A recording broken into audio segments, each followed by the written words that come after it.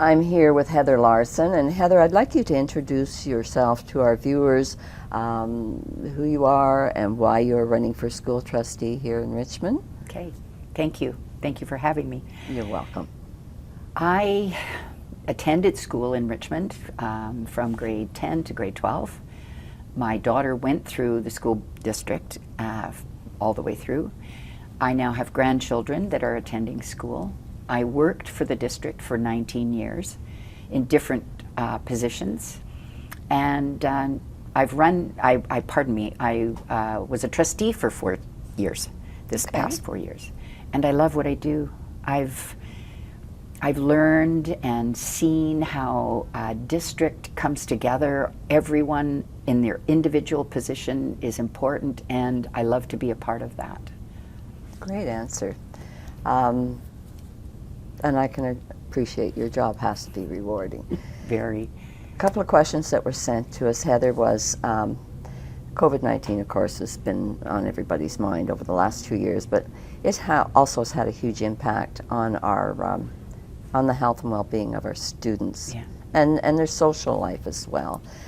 I understand that the students have asked to have a voice at the board level. If you are reelected, how would you perceive this partnership evolving? I think I'm very excited that they do want to have a voice at the board level, and I think for us as trustees, we have to make sure that we are available in the way that students will feel comfortable, feel appreciated.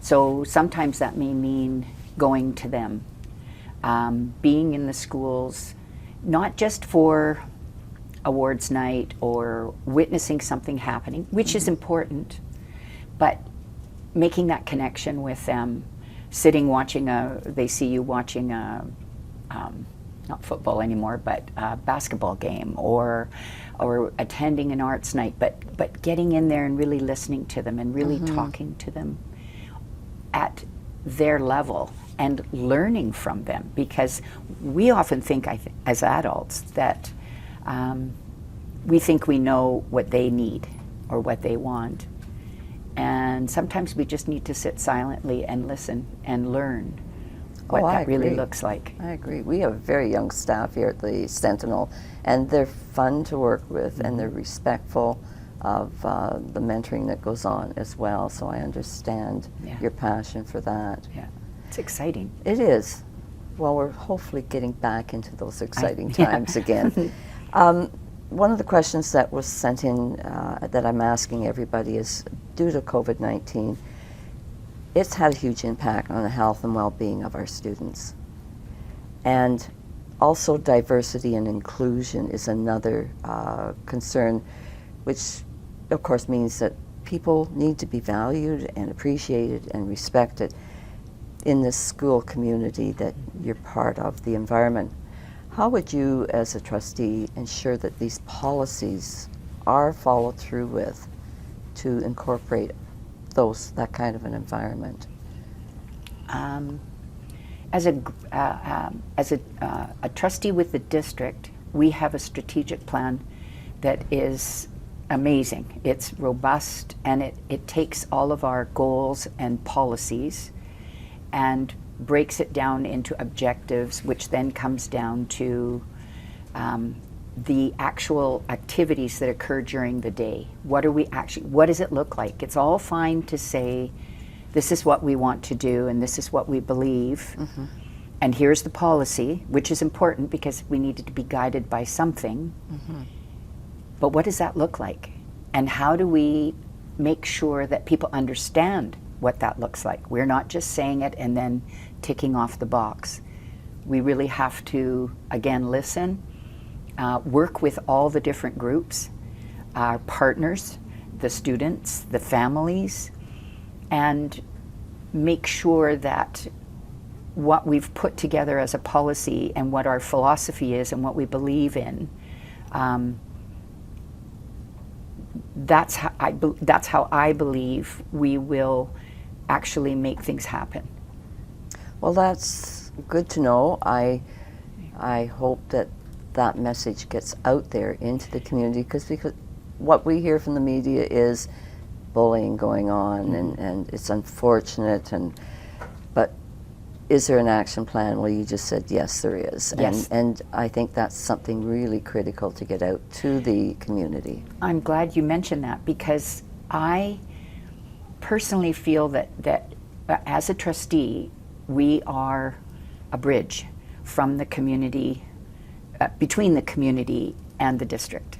And I shouldn't even say the district, it makes sound so impersonal, but the people, that the teachers, everyone. And I actually think we can do a better job.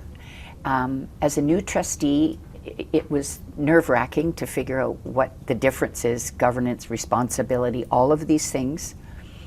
But then you start to realize that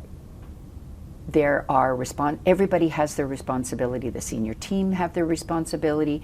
We learn from them. We learn from the facilities people, and we can do better at making sure that the guts of what we're doing is understood by our community. I agree. And if the Richmond Sentinel can help in any way, the owner is very passionate about writing stories that affect the community. He's been a strong leader in this component, and also the fact that he established the newspaper so that all the newcomers that are coming into our community learn more about Richmond, have a better understanding what the makeup of Richmond is. And so our whole contribution is in that area. And if you read our newspaper, you'll understand what I'm referring to. And consequently, this election, our next publication will be 100% donated to the candidates, all of them that wanted to accept our invitation, not only to be filmed, but their story in the next publication as well. So we're trying our best to be very community-minded too. So that's why I brought up the point that that message is really critical for you to get out there. It is. Can I just add one more point? Yes. Is for just when I ran the first time in 2018, I was riding my bike one day and thinking, what am I going to bring to this? What do I think my strength is?